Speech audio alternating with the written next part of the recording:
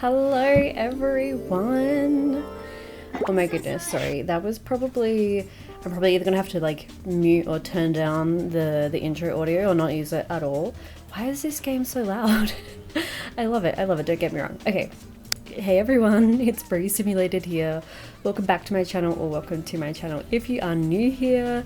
Today, if you couldn't tell, we're going ahead and playing The Sims 2. Now this is fairly weird because I don't believe I've played anything except for The Sims 4 on my channel. So this is something a bit new, but I probably actually played way more hours, especially across my entire lifetime, of The Sims 2 than Sims 4 ever. I'm definitely up there in like top whatever percentage of Sims 2 players' lifetime, and Sims 2 is definitely my favorite Sims game ever. Controversial opinion maybe, but I think it's the best. And today's going to be a bit of a setting up video to a series I want to go ahead and do. I only recently learned that there's a name for this. I didn't know there was a name for this, but I was watching some other people play The Sims 2. If you don't know, The Sims recently released The Sims 1 and The Sims 2 in like legacy editions for the 25th anniversary of The Sims. And so as part of that, they released these for purchase with all the expansion and, you know, extra packs for the first time on digital platforms like the EA store and whatnot. Whereas before you would have had to have had the physical disc copies and whatnot, and obviously there were other workarounds as well. But I had been playing The Sims 2 for a long time, even after it kind of stopped being like kind of commercially available through the what was it called? The complete collection that they did a while back. So I had that version and had been playing that way for a long time. And before that I played using my discs, but now none of my devices have disc CD-ROMs. So here we are with our digital version. So recently The Sims 2 got a re-release and people had begun playing it again. Some people never stopped, I want to mention that, but some people began playing at least this version. And I've been watching a whole bunch of people play with the different towns, or the three main ones. Obviously we also have our three newer ones that came with expansion packs, but the three main towns, Pleasantview, Strangetown and Veronaville, that came with the kind of release of The Sims 2 anyway. And so I'd been seeing people play what they call rotational gameplay, or rotational let's plays, where you kind of go around from house to house within the neighborhoods and play their little storyline. So that's what I'm going to be going ahead and doing in this series. And to begin with, I want to start in Pleasantview, make my way over to Strangetown and then Veronaville, and then maybe we'll do the other ones as well, though I'm not really all that familiar with these ones because as a kid growing up I only had these, and then it wasn't until I got the complete collection, I believe, that I began playing in these ones a bit more. But these are the True Blue, the Origidig, so I'm going to go ahead and start in Pleasantview and play through all of that. And then I want to also mention I intend to hopefully, if I can stick with it, do all of Pleasantview and then the downtown, the university, like college life, everything. Like I just want to explore all that The Sims 2 has to offer and in each of the worlds. I'm not sure exactly how we'll go about doing that and in what order, but I love this game, so I probably will never get sick of it. And honestly, the reason why it's taken me a couple weeks since this got released to get around to filming a video is because I think I played The Sims 1 for like hours and hours straight. Like every night when I had my free time was just playing The Sims 1 for like a week straight, and then on the weekend like 8-10 hours each day. I know it's bad. I can stop at any time.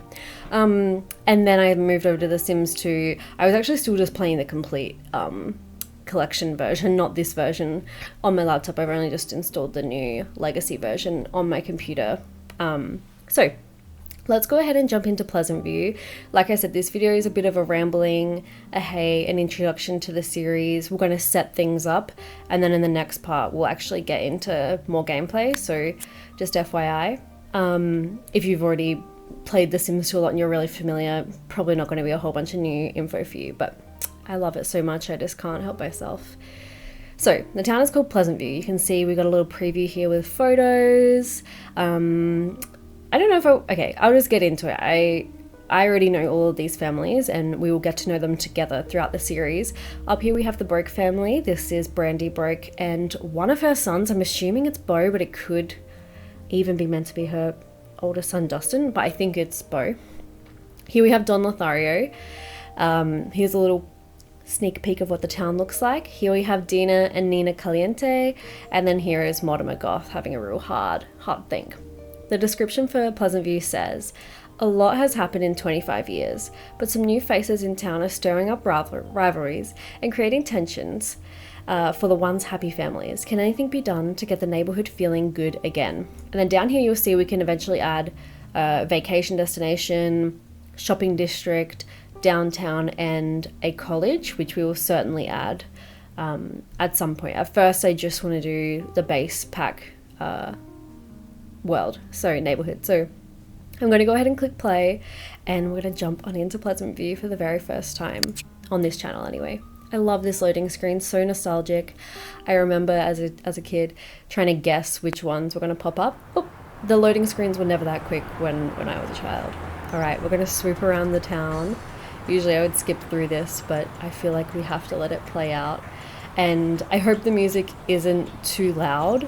It's not so loud for me, but I have my headphones turned down as well. I've got the music as low as it can go, so I do apologize if it's too loud. So I've turned off the music and down a lot of the other settings, so I hope you're able to hear me okay. Like I said, this is a bit of an intro, so this might be a guide for the sound settings for future parts as well. So this is a bit of a trial and error. Okay. Is this what we just said? No, it's a little bit different, right? Welcome to Pleasantview. A lot has happened in 25 years. Mortimer Goth has made his fortune. The peasants? Oh my goodness. The Pleasants put down roots, and a new generations of Sims were born. But the peaceful, happy existence is in jeopardy when some new arrivals to Pleasantview start stirring up trouble, creating rivalries and tensions for all the families in the neighborhood. Can anything be done to restore the peace to sleepy, idyllic Pleasantview? I don't know. I love this description. I wanted to interrupt with points throughout all of it. 100%. When it says there are like trouble, tensions and rivalries for all the families in the neighborhood, it is not joking. Like all these families are interlinked and connected somehow. And this last part, can anything be done to restore that peace? Ultimately, that is what I seek to do with this series. I seriously want to restore all the peace, get everyone, to be as happy and living their best lives as possible. We'll get into that more next part. But yes, I hope so. So now we're going to go over some of the different families at a glance, at an overview. And like I said, we'll get into them in their houses more next time. This is Cassandra Goth. This is Alexander Goth and Mortimer Goth. You might know them from previous or future games as well. Cassandra is ready to start a family of her own, but can she tame the town Casanova? And can Mortimer bounce back after the disappearance of his wife Bella? So yes, Bella Goth, Mortimer's wife and Cassandra and Alexander's mother, has gone missing in this series of events, in this version of the game. And Cassandra is dating the town Casanova, who is Don Lothario, who I'm sure we'll get to know very soon. Okay, here we have Nina and Dina Caliente. Was it just a coincidence that the Caliente sisters arrived on the eve of Bella's disappearance? And is their interest in Mortimer physical or fiscal? So yes, these lovely ladies arrived the eve that Mortimer's wife Bella disappeared, and they are, I believe, both interested in Mortimer. However, yes, is it for the woohoo or is it for the simoleons? Then here we have Don. So the aforementioned Don, who is engaged to Cassandra Goth. Who is Don Lothario? Is his engagement to Cassandra Goth genuine? And what about the rumour that her mother, Bella, was last seen scaling the deck of his condo? Look, I really don't know what to say there. I think that is left purposefully a lot open to interpretation, if that makes sense. But yes, he is currently engaged to Cassandra, but he has relations with Nina and Dina Caliente, as well as another sim as well, who I'm sure we will get to see throughout playing with some of these families. But yes, there's a bit of a love, honestly, octagon It's not even a triangle at this point. It's got so many sides. And I guess this is kind of maybe insinuating that Bella and him might have had something going on, or why was she scaling the deck of his condo? Like, what was going on there? Big mysteries. Okay, Brandy broke. Here we've got Brandy, her son Beau, who's a toddler, and this is Dustin. So Brandy was left to raise her 2 boys alone following her husband's suspicious pool ladder accident. You can see the pool right there. Was Dustin acting out? Sorry, let's try that again. With Dustin acting out, can Brandy teach young Beau to make the right choices in life? Can he? Can she? Can they? Can they become a nice, lovely, idyllic family again? And I won't say much, but I'll just say what she's wearing is a little bit of a hint for even more drama with that household. Okay, on the surface, Daniel and Mary Sue Pleasant seem to have the perfect life, but is their love a flimsy facade? And can Angela and Lilith make the right choices when it comes to love? So here we have Father Daniel, Mother Mary Sue, and then twin sisters Lilith and Angela in the green. So they don't get along, and there's something going on here with Daniel, where their relationship is being really thrown into question.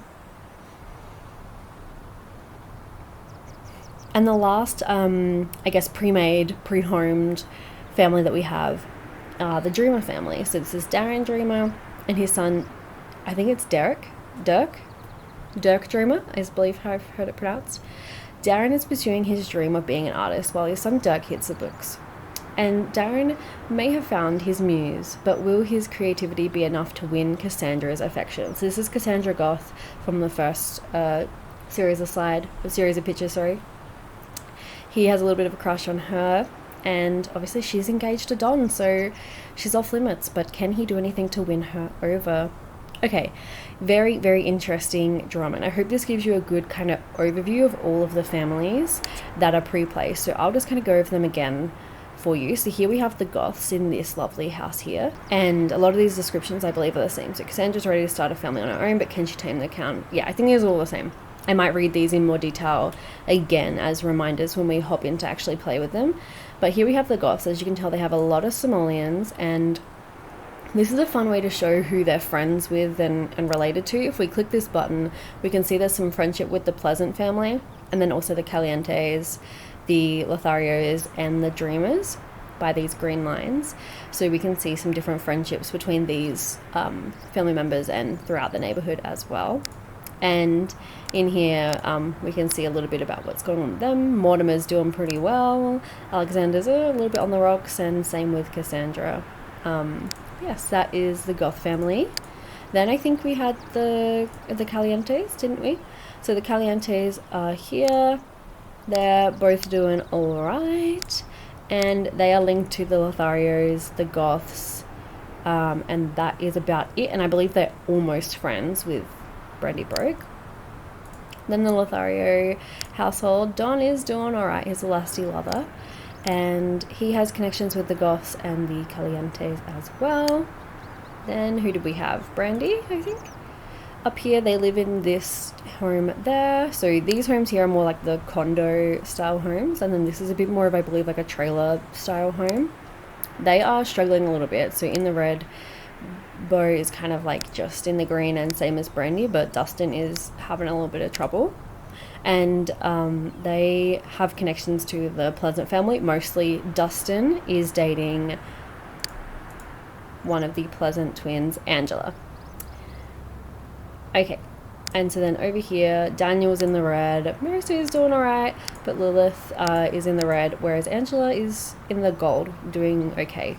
And let's see, they are connected obviously to the Broke by way of Angela dating Dustin. With the Dreamers, I believe Lilith and Dirk have a little bit of a something going on. And then Mary Sue is actually good friends with Cassandra Goth. Okay, did I get to everybody there? Oh, the Dreamers. I don't think I did them in detail.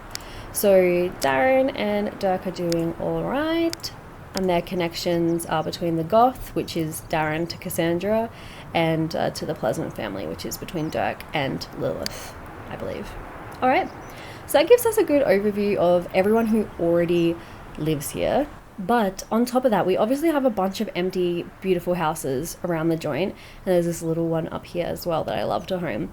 And what I was going to do in this part is go ahead and place these families in the world as well, because I personally like playing with all of these families in here as well. They all have their unique stories a little bit, not as in-depth, and they don't have like each of these households that we're going to play in the next part kind of have I don't know, I think they have a special name for them, where they're like preset, like simulated events that are going to happen. Like there are things coded in place to happen a certain type of way, especially within the first like 24 hours of playing with them, whereas these ones don't, but they still have the detailed bios. So I personally have homes that I like to place each of these people in when I go ahead and play The Sims 2, and it's nice to kind of populate the neighborhood a bit, get some more people moved in, so that then you can have more people to play with and be friends with and have different relationships with.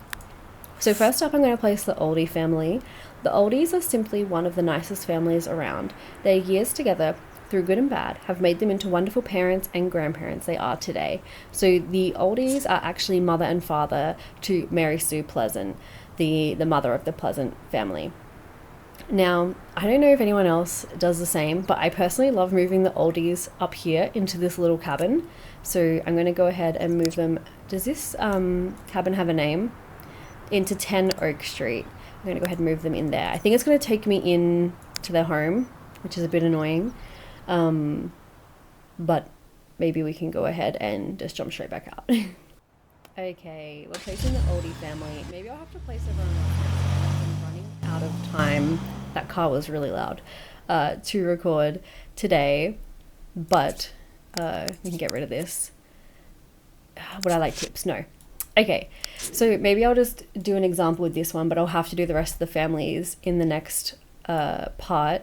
But this is just a little cottage that I love to place these guys in. I don't think technically there's enough room for a double bed in here.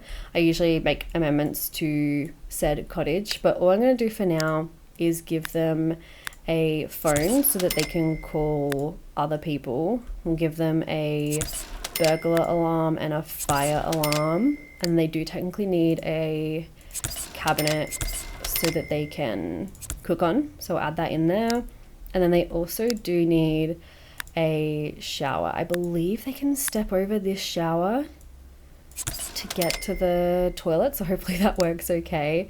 And then I don't know if this is awful, there's no bunk beds in this game, and then obviously they can't do the shuffling thing that they do in The Sims 4. I don't think there is a way to make no, I don't think you can get a double bed to work in here without modifying the house, which I'm not going to do today.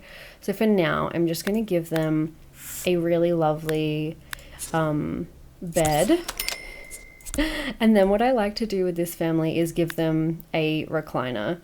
And honestly, I would just have them sleep in the recliner, which might be awful, but they can technically sleep in the recliner. So that's what I'm going to give them for now. We might go in and edit them more lately, but I just want to do maybe a quick overview of how I want to play this. I want to fulfill everyone's lifetime want in this game. So you hover over the aspiration panel here to see it. Coral's is to have 3 Sims graduate from college, and Herb's is to woohoo with 20 different Sims. Drama. But that is ultimately what I want to do to try and restore the peace, as well as helping out with some of the, love triangles that are going on in Pleasantview, and helping them kind of sort out their careers and their relationships and their lives and whatnot. But I'm going to go ahead and leave this video here today. I know we didn't really get to do much except for like some exposition and some explanation, but in the next part we'll get into it more. Okay. I thought I had to stop, but I actually have just a couple more minutes where I can show you guys what I intend to kind of do with all the different families. So what we'll do is we'll, kind of jump in, get to know them, check out their lifetime want, and that's what we'll be working towards. And the reason for doing that is because once you fulfill this lifetime want, their aspiration meter, which is like how happy and fulfilled they are in their life, maxes out to 100%, like all the way up the top, and it goes silver, which is when it's, or like platinum, when it is the most fulfilled, and it stays there and never goes down. And then what happens is when the sim passes away, they have a beautiful grave that is like white and gold, as opposed to just the traditional grey stone one. So we want to go ahead and achieve those lifetime ones, which are obviously a little bit promiscuous here for old, what's his name? Herb. And then Coral, she wants 3 children to graduate from college, which I don't know if is actually possible. Because she only has 1 child, and that's Mary Sue, and she can't go to college. So in the event when it's not possible, you know, you guys correct me if I'm wrong, maybe if I have them adopt, would that be okay? And then we could have the adopted Sims go? I don't know. We will see what we can do. If not, there is a way to cheat to change this. I just don't want to do it, and it's a bit risky in terms of could mess up some, I don't know, using cheats in The Sims can kind of make your save a little bit buggy if you're doing a lot of stuff like that. So we'll see how we go. But what I'll do is with The Sims, I guess I can have them doing stuff. Hopefully the audio is okay. Once again, this is a bit of a test, trial and error, so we'll see how it goes. But I can have them doing some stuff. Maybe I'll have him have some cereal, then she can go to the toilet and have some cereal as well while we have a look at them. So I don't know why, I just like moving them into this house. Obviously it's not big enough for them, so we're probably going to make some amendments to it, but for now I at least want all of their houses to be like as they are in game, which I think this house is so cute. Oh, there's a shower outside, that's right, we don't actually need the shower inside. Oh well, we've got one now. Could be helpful. So I will go through the Sims in the household and kind of what their go is. So over here with Herb, their relationships, his relationships is obviously with Coral, and then also Angela, Lilith, and Mary Sue. So these are their grandchildren and their child. So they both have the same relationships. They are married, but they're technically not in love. Usually there's a pink heart here for a crush, or a red heart there for being in love, and technically they are neither. Interesting.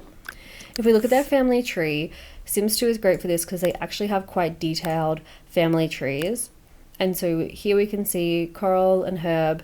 They have their daughter Mary Sue, who married Daniel, who've then gone on to have Angela and Lilith. But then we also have their parents who are deceased. So Herb had mother was Irma and father was Myron.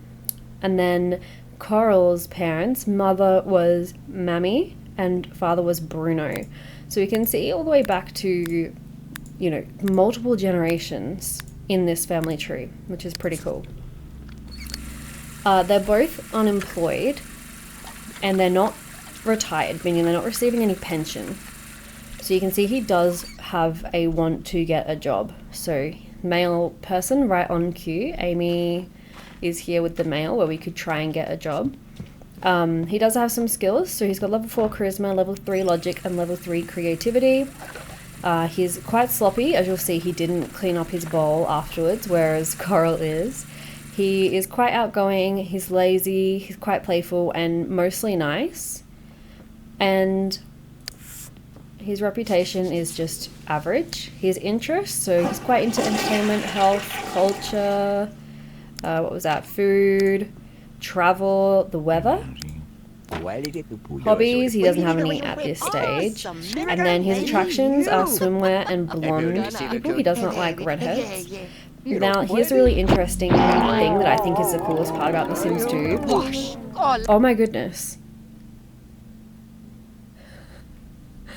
Okay, he just had a fear happen, which was, I think, fall out of love, but they weren't in love to begin with, but their relationship must have just...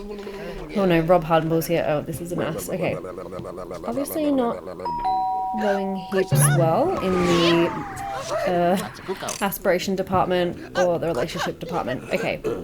This is the therapist that will come if you fall into aspiration failure, which is where it goes into the red all the way down the bottom. And as you can see, The therapist is only visible by the person receiving said therapy. Okay, we will deal with that in the future. Now we're just getting to know them. And I guess one thing to know about them is their relationship is a bit rocky. So he was potty trained by his mum. He learned to walk from his dad, I believe. I hope I'm getting it right. And learned to talk from his mum as well. He grew up well. He met Coral, made best friends, they grew up well, had very first kiss with Coral. They grew up well again. Okay, now they're like being friendly again. Maybe I can fix their relationship a bit for them. I know I'm not really meant to be playing with them too much right now. Oh, now they're back in love. Are you guys alright? Okay. Fell in love with Coral. They got engaged. Then his mum died. So then he got married to Coral. Woohooed. They adopted Mary Sue. That's right. Mary Sue's actually adopted, not their biological child. Then his dad passed away. They potty trained Mary Sue, taught her how to talk. She grew up well 3 times. And then she got engaged and married. He grew up well into an elder and met both of their grandchildren, and now they moved into this house here.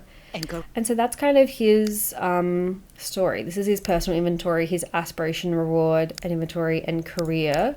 So it doesn't look like he technically worked, or he didn't work enough to get that reward.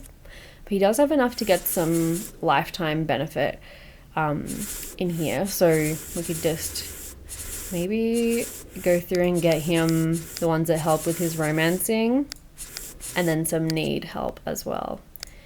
Okay, so that is Herb.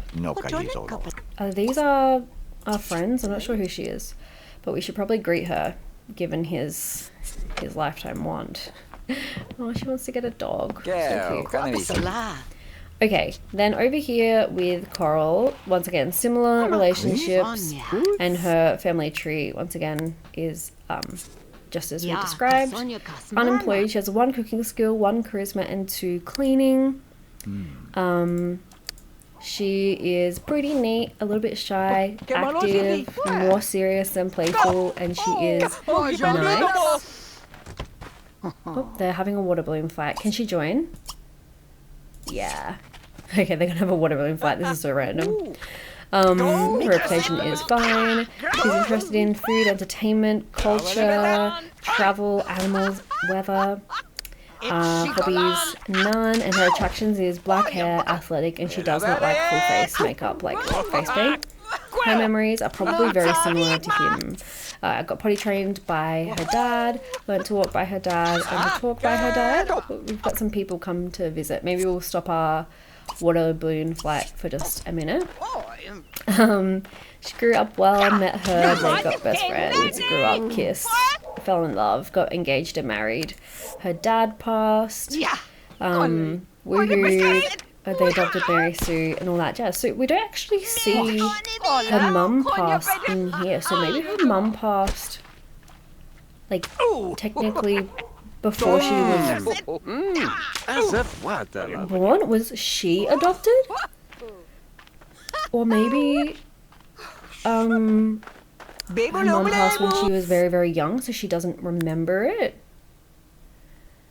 Interesting. I'm not quite sure. Well, she's got a lot of aspiration and no career. So yeah, once again, it doesn't look like she was employed. Let's fill up some of her family stuff. We might want to plead with the social workers, just in case we do end up adopting, and we'll get some needs reward as well. So yeah, that's basically them, and basically what we want to do with these Sims. Let's go ahead and open this parcel. Can we get inside?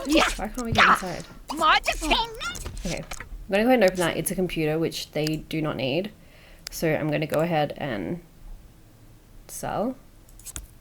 Cool. And let's just get them other stuff they might potentially need to live their lives here. I'm just going to get them a table out back, like a little outdoor, oh that's cute, a little patio table. And then we're going to go ahead and end this part, leaving the oldies here, and in the next part we'll go ahead and maybe we won't add in everyone to the world just yet. I'm not sure. Let me know your thoughts. If we should just add everyone and then play with the households that are already moved in, like to begin with, or if we should play with everyone who's already moved in and then add everyone else after the fact and kind of jump around. I don't know. I'm open to ideas because obviously with the rotational gameplay, if we have everyone moved in, it will take a lot to kind of rotate between everyone. So maybe we could move everyone in, but just do the main ones to begin with. But yeah, because some of the people who need to be moved in obviously do relate to the main cast that are originally moved in. Like obviously these are Mary Sue's parents, so it does relate. So I don't know. Let me know what you think. Okay, we've got them a table. Once again, yeah, they only have one bed. I could get them a tent. In case they do both need to sleep at the same time. We can get them a tent. And maybe a hammock. Get them a hammock out back. I just want them to have multiple options of where they can sleep and whatnot. We'll put that there. They can have a little nap in the hammock or in there. Sleeping in the tent, the one bed that they have. I wish I had bunk beds in this game. That's the one thing. And sorry, I'm a realist. I have to have my Sims have curtains. I know this might be like weird to some, but to me it is like really important. Oh, you can't put curtains above when there's an item, which is annoying. But okay, we'll put them wherever we can. And then let's put those ones there so they can still look outside. Okay, is there anything else that they need? Maybe something to have fun with. Maybe we can get this TV that mounts on the wall. If we move this light, let's put the TV that mounts the wall here. You'd watch it from the recliner maybe. That's a bit of a stretch, but... And they have a phone, which is good because they can call people and be called. We've got a table. Maybe we'll just get like an easel out back. And what about... Oh yeah, a bookcase. Do we have room for a bookcase? I don't think we do. Technically, no. Not really. But why don't instead we could get a like little outdoor chess set that they could sit and play chess. Oh, it's on a slope. Okay, oops, did not mean to place that one. Cool, I think they've got everything they need to like live and survive. Okay, we will leave them as such. Let's go ahead and say goodbye to this lady once she's done using our potty. I want to make sure everyone else is gone and off the property. Cool.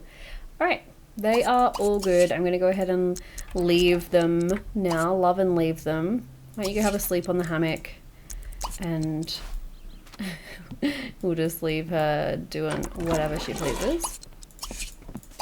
We've left them with a fully functioning house. They've got everything they need to do. And yeah, here's her napping in the armchair. So cute. Okay, let's go ahead and leave the oldies here now. And also leave this first part. Like I said, in the next part, we might go ahead and move in everyone else and kind of just get to know everyone at a surface level. And then the part after that, we can go in and play. My intention is to play the first day, the first 24 hours with those 4 simulated events with all of the main crew first in a part. And then after that, we will do rotational where we spend a part with each household, maybe for a week or until like everyone gets to the subsequent Monday. I don't know, let me know your thoughts. So for now, we just kind of got a gist of what we might be doing. Next part, we could either move in everyone from the bin into the world and get to know everyone, or begin playing those kind of forced events with the main crew to begin with, and then go from there. We'll see. I don't know. I have intentions on doing it all at some point anyway. It's kind of just dependent on what order and how we go about doing things. Alright, I hope you enjoyed. I'm looking forward to playing more of The Sims 2. Hope you have a very snazzy day, and I'll see you all soon. Bye!